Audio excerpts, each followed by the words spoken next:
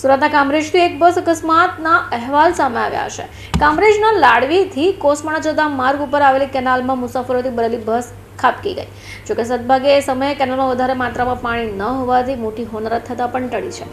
માહિતી અનુસાર આ બસમાં મુસાફરોની સંખ્યા વધારે હતી। જોકે તાત્કાલિક ધોરણે બચાવની કામગીરી હાથ ધરાતા દરેક લોકોને સુરક્ષિત રીતે બચાવી લેવાયા છે।